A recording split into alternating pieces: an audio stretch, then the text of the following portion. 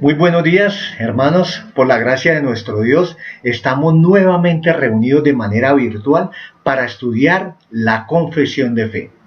Les ruego que dispongamos nuestra mente y nuestro corazón para el estudio de manera que al finalizar podamos utilizar esta información no solo para cambiar nuestra propia vida, sino para poderla enseñar a aquellos que Dios nos ponga en nuestro camino.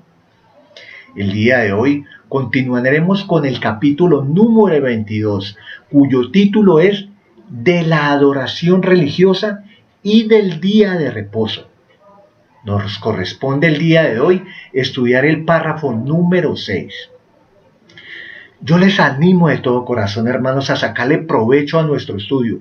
Cada vez que nosotros nos reunamos, así sea de forma virtual, tengamos nuestra Biblia y nuestra confesión de fe a la mano. ¿Para qué? Para que nosotros podamos seguir las lecturas correspondientes. Asimismo, para sacar un mayor provecho, los invito a que lean el día anterior o con unas horas antes el capítulo que estamos estudiando. De esta forma podrán ustedes tener preguntas y ser cubiertas en el estudio. Y si las preguntas no son cubiertas en el transcurso del estudio, los invito a hacerlas al grupo de WhatsApp, donde con mucho gusto serán aclaradas para nuestra edificación como cuerpo de Cristo. Leamos todo el párrafo 6 en primera instancia y luego, mediante vamos avanzando en el estudio, iremos leyendo el párrafo por fragmento para analizarlo. Dice así el párrafo 6.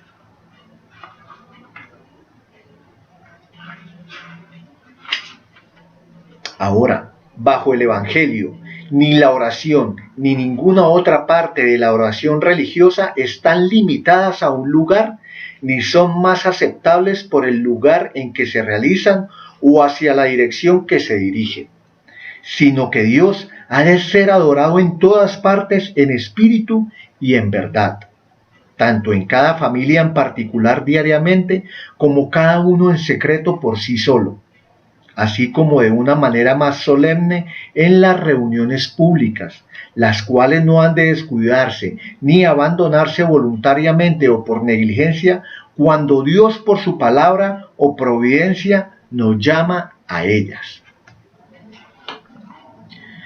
La primera palabra que nosotros encontramos en el párrafo es la palabra ahora. Esta palabra quiere decir hoy o actualmente, y lo que quiere indicar es un contraste a lo que Dios había establecido para esos tiempos y lo que ha establecido para estos tiempos.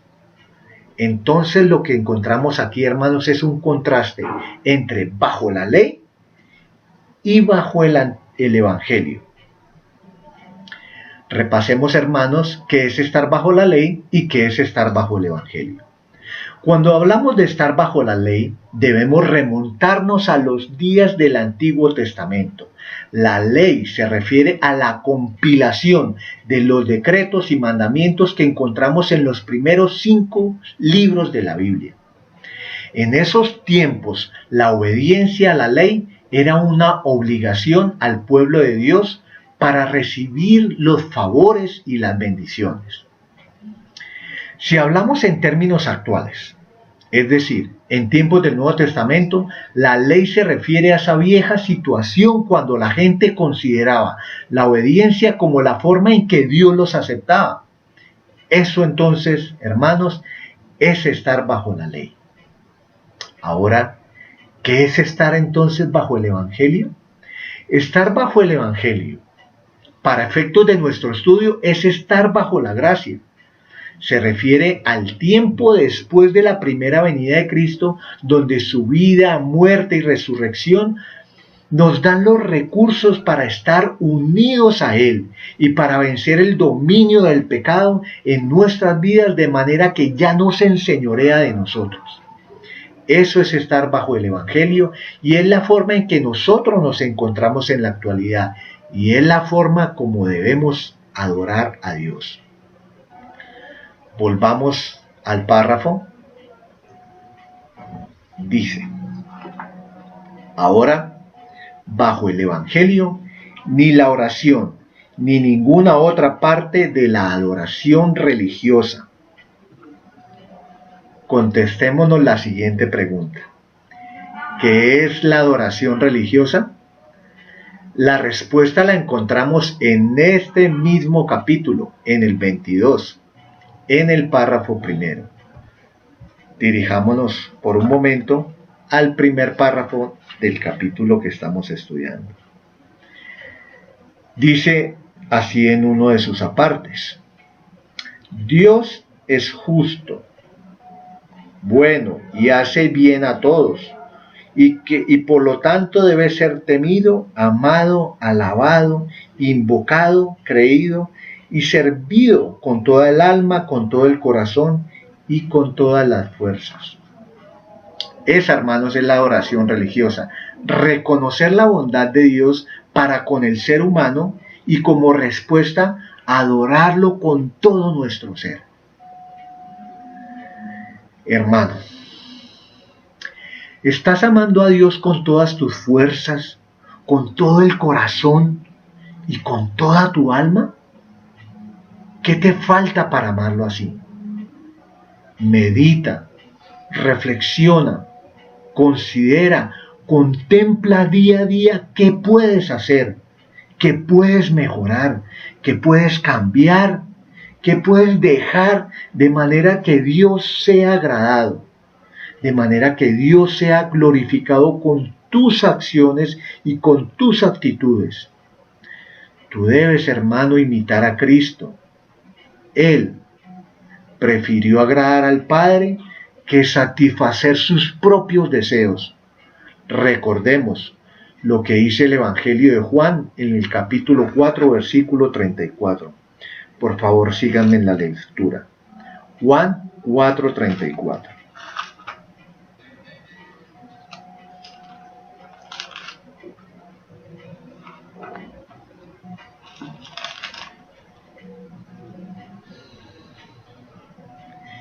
Dice así la palabra de Dios. Jesús les dijo: mi comida es que haga la voluntad del que me envió y que acabe su obra.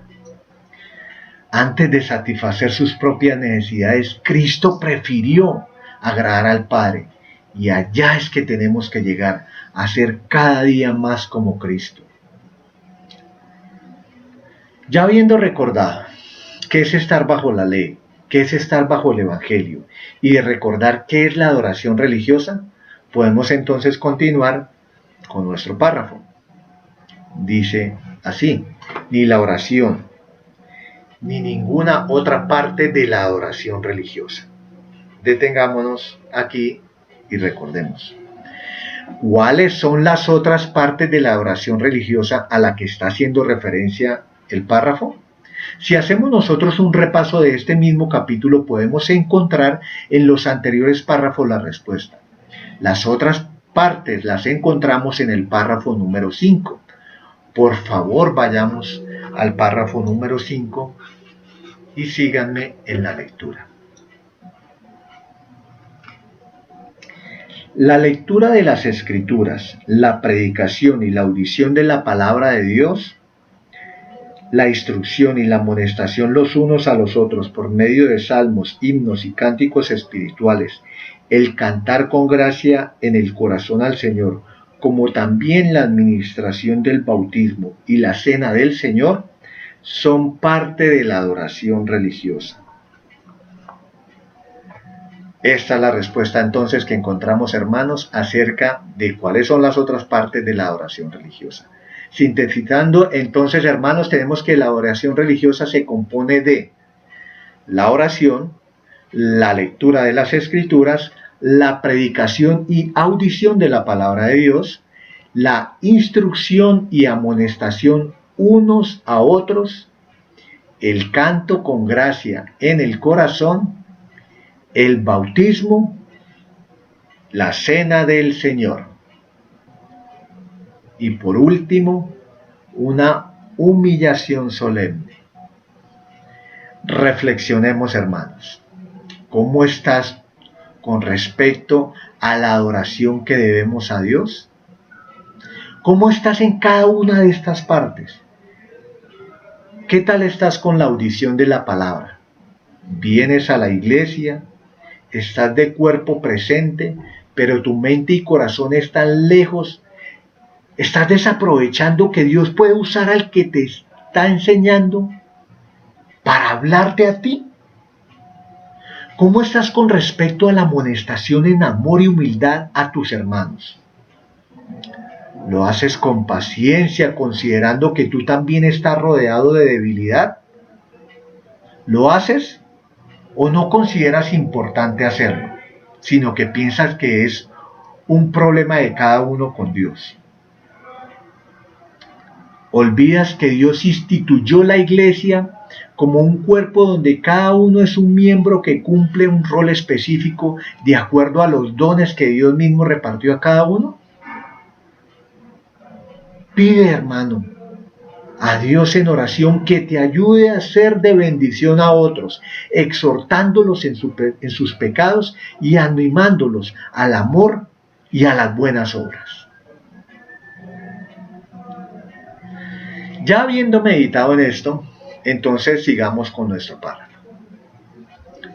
Dice, la adoración religiosa no está limitada a un lugar, ni es más aceptable por el lugar en que se realiza o hacia la dirección que se dirige.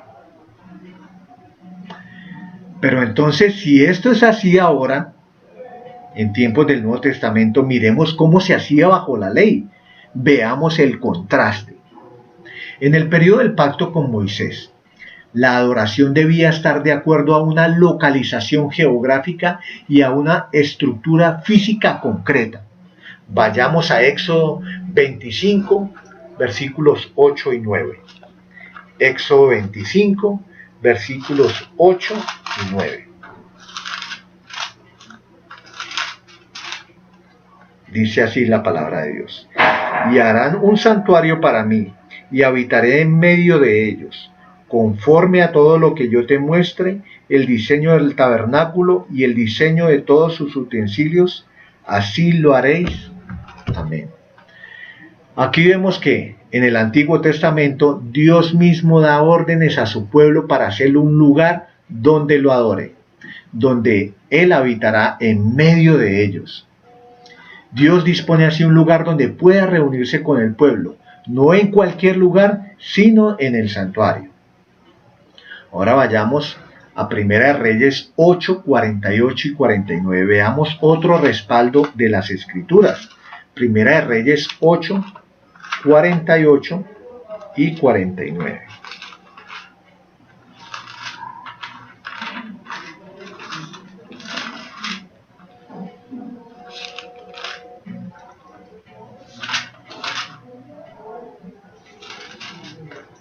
Dice así: y si se convirtieren a ti de todo su corazón y de toda su alma en la tierra de sus enemigos que los hubieren llevado cautivos, y oraren a ti con el rostro hacia su tierra que tú diste a sus padres, y hacia la ciudad que tú elegiste, y la casa que yo he edificado a tu nombre, tú oirás en los cielos, en el lugar de tu morada, su oración y su súplica, y les harás justicia.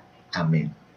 Vemos que la oración de los santos del Antiguo Testamento, Dios la escuchaba cuando se hacía dirigiéndose cardinalmente donde estaba el lugar de la morada de Dios.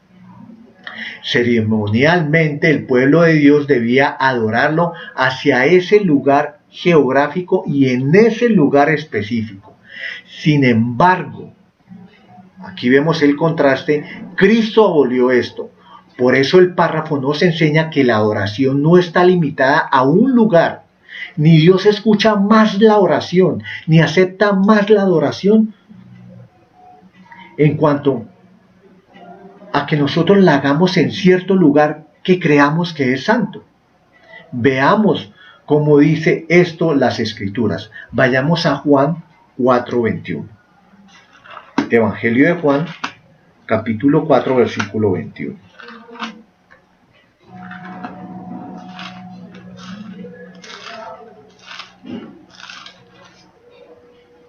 Dice así: Jesús le dijo: mujer, créeme que la hora viene cuando ni en este monte ni en Jerusalén adoraréis al Padre. En la conversación de Jesús con la mujer samaritana, Jesús le anticipa que la adoración a Dios se haría en cualquier lugar. Ahora vayamos a 1 de Timoteo 2:8.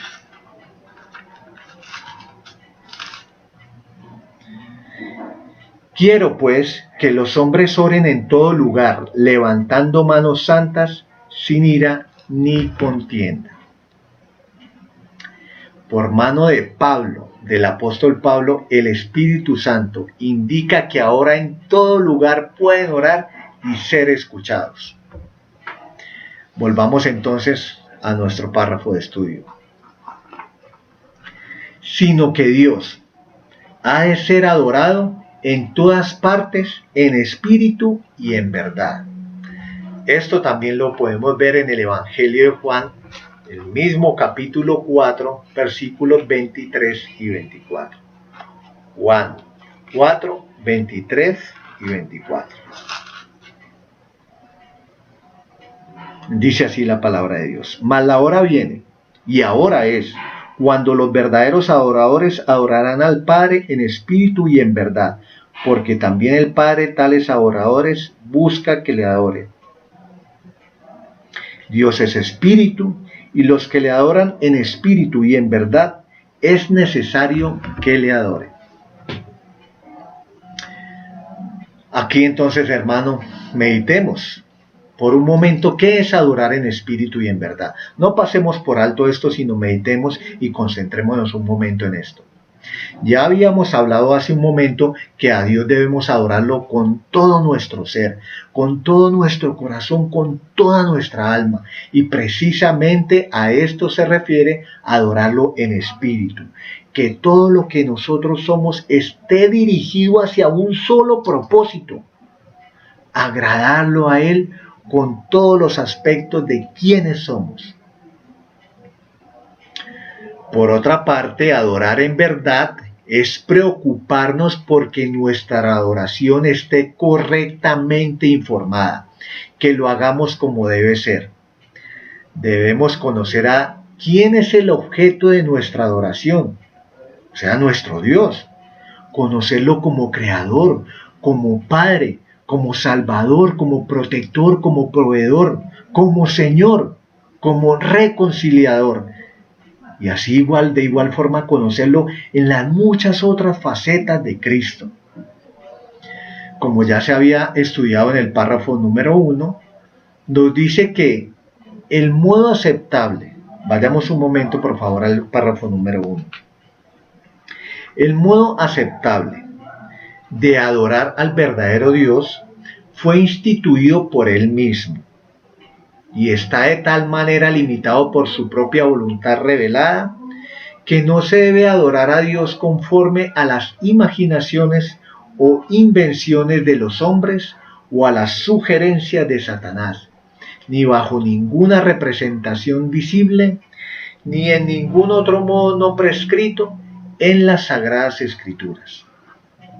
Debemos entonces nosotros adorar a Dios conforme a su voluntad.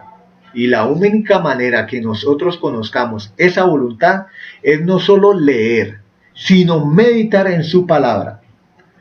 No estamos nosotros adorando a Dios correctamente si no transformamos nuestra mente y nuestra conciencia conforme a la palabra de Dios. Ya de esta forma, hermanos, vamos en la mitad del párrafo. Hemos estudiado una mitad, seguimos entonces con la segunda. Retomemos nuestro párrafo y dice así. Tanto en cada familia, en particular, diariamente, como cada uno en secreto por sí solo, así como de una manera más solemne en las reuniones públicas. La adoración en Cristo debe ser hecha por cada familia, donde tanto padres como hijos participen en ella. La Biblia nos insta a hacerlo. Miremos Deuteronomio 6, versículos 6 y 7. Deuteronomio 6, versículos 6 y 7. Dice así: y estas palabras que yo te mando hoy estarán sobre tu corazón, y las repetirás a tus hijos, y hablarás de ellas estando en tu casa, y andando por el camino, y al acostarte, y cuando te levantes. Debemos nosotros hacer devocionales familiares, porque el hogar es el primer lugar donde nuestros hijos aprenden las Escrituras. Por medio de ellas, nuestros hijos aprenden su necesidad de un Salvador, conocen quién es Dios y lo que Él ha hecho para salvar pecadores, y aprenden también a adorarle. Es un mandamiento a los padres de enseñar a sus hijos la adoración a Dios, y que en su casa haya momentos a diario en que se medite en su palabra. Reflexionemos. ¿Cómo estamos referente al devocional familiar? ¿Convocamos a nuestra familia a un momento de oración y meditación familiar? ¿Recordamos nosotros que el alimento espiritual debe ser diario, como lo enseñó Jesús en el modelo de oración cuando dijo: el pan nuestro de cada día, dánoslo hoy? ¿Estamos recordando esto? Jonathan Edwards, el prominente teólogo americano del siglo XVIII, en su último sermón, dijo: cada familia cristiana debería ser como una pequeña iglesia, consagrada a Cristo, influenciada y gobernada por sus leyes. Repito, cada familia cristiana debería ser como una pequeña iglesia, consagrada a Cristo, influenciada y gobernada por sus leyes. La oración también debe ser de manera individual, donde de manera secreta, sin ninguna distracción, puedes derramar tu alma a Dios, expresar tus emociones, confesar tus pecados sin pena, clamar por perdón y arrepentimiento, poner en manos de Dios las peticiones que tú tienes, donde puedas sin ninguna restricción clamar con las palabras que te salgan de lo profundo de tu ser. De esta manera, adorando de manera secreta, individualmente, estarás imitando a Cristo y estarás creciendo en su semejanza a Él. Pues Él, siendo Dios mismo, oraba para depender de su Padre y para disfrutar de su comunión con Él. Miremos el mandamiento de orar de manera privada en Mateo 6:6. Vayamos por favor a Mateo 6:6.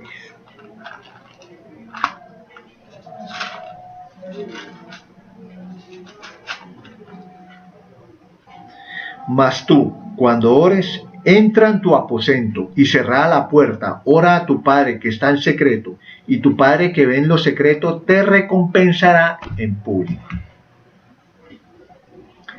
De igual forma, también la adoración debe ser en conjunto con los demás hijos de Dios en reuniones públicas. Vayamos a Mateo 18:20. Mateo 18:20, y miremos qué dice al respecto de las reuniones públicas.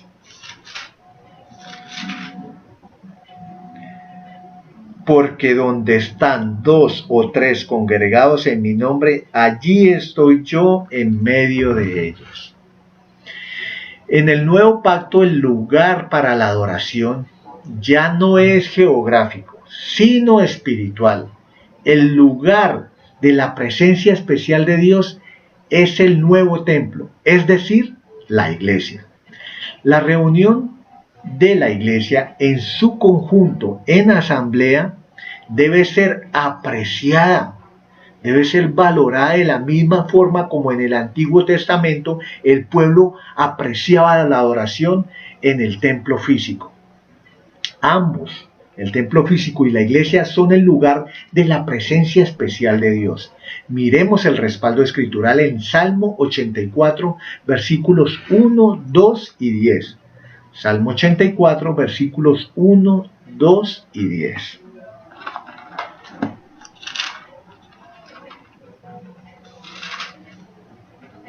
Dice así: cuán amables son tus moradas, oh Jehová de los ejércitos. Anhela mi alma y aún ardientemente desea los atrios de Jehová. Mi corazón y mi carne cantan al Dios vivo. Versículo 10. Porque mejor es un día en tus atrios que 1000 fuera de ellos. Escogería antes estar a la puerta de la casa de mi Dios que habitar en las moradas de maldad. Hermanos, valoremos nuestra iglesia, el regalo que Él nos ha dado, el lugar especial de su presencia. Cuando esta pandemia ya haya pasado, anhelemos reunirnos como hermanos. Vayamos con alegría y con gozo al lugar donde tenemos comunión con Dios y con nuestros hermanos. Por último, el párrafo 6 dice: las cuales no han de descuidarse ni abandonarse voluntariamente o por negligencia cuando Dios por su palabra o providencia nos llama a ellas. La palabra nos dice en Hechos 2:42, vayamos por un momento a Hechos 2:42, dice así: y perseveraban en la doctrina de los apóstoles, en la comunión unos con otros, en el partimiento del pan y en las oraciones. La iglesia primitiva era constante en reunirse porque conocían el mandamiento de hacerlo y la importancia de esto. Ahora miremos Hebreos 10:25. Hebreos 10:25. No dejando de congregarnos como algunos tienen por costumbre, sino exhortándonos, y tanto más cuando veis que aquel día se acerca. Como vemos, no debemos descuidar el mandamiento de congregarnos y debemos exhortarnos unos a otros a no dejar de congregarnos. Si tú, hermano, conoces y ves que algún hermano o hermana no está asistiendo, no se está conectando en este momento de manera virtual, llámalo, preocúpate por él, por tu hermano, es tu hermano, por aquel por quien Cristo murió. Anímalo y ora por él. Esta no es una tarea solo del pastor, sino que debe ser de cada uno de nosotros por amor a Cristo y por amor a sus hijos, a sus propios hijos, nuestros hermanos. En estos momentos nosotros no podemos reunirnos físicamente. Ya sabemos cuáles son las causas, pero no dejemos de congregarnos de manera virtual. Todos reunidos en un mismo espíritu, a la misma hora, escuchando y meditando en la palabra de Dios. No desprecies lo que Dios nos da en este momento. Ama a Dios y dale la gloria con todas tus fuerzas y con todo tu ser. Hasta aquí, hermanos, hemos entonces estudiado a grandes rasgos el párrafo número 6 de nuestro capítulo 22. Damos gracias a Dios por permitirnos meditar en su palabra y en la confesión de fe. Dios mediante, la siguiente semana estaremos reunidos nuevamente de manera virtual estudiando la confesión de fe de 1689. Dios los bendiga. Hasta pronto.